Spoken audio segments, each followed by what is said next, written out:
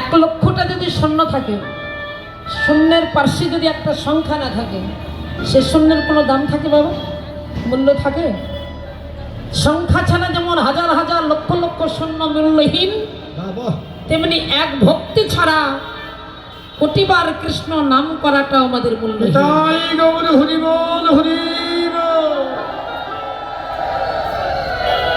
আমাদের ভক্তির পথটা চিনতে হবে, কিন্তু ভক্তির পথ চেনা যে বড় কঠিন গো, মুখে বললেও সহজে যাওয়া যায় না।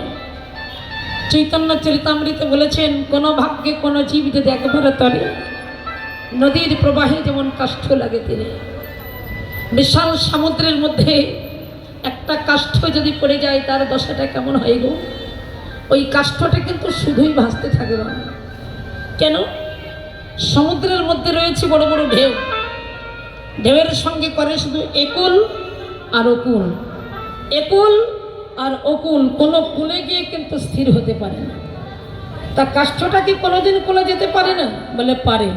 কবে পারে না? কোনোদিন কখনো যদি ওই সমুদ্রের মধ্যে একটিবার প্রবল আকারে বাতাস প্রবেশ করে, বাতাসের গতিটা যেদিকে যায়, বাতাসের গতিতে গতিতে গতিতে গতিতে কাষ্ঠটা কোনো একটা কুলে গিয়ে স্থির হয়ে যায়। তেমনি আমরা হলাম মায়াময়জি, কৃষ্ণ ভোলাজি, হরি ভোলাজি। যে জায়গাটা আমরা বসবাস করছি, ওই জায়গাটা হলো বিশাল সমুদ্র। সমন ঢেউ চলছে বাবা, সংসার সমুদ্রের মধ্যে চলছে দিবানিশি, আত্মসুখ আর কামনা বাসনা ঢেউ। ওই কামনা বাসনা ঢেউয়ের সঙ্গে প্রতিটা মুহূর্ত, প্রতিটা জীব আমরা ভাসতে থাকছি। ভক্তির কুলে সহজে যেতে পারছি না। তাহলে ভক্তির কুলে কখন যাব বাবা? না কোনোদিন কখনো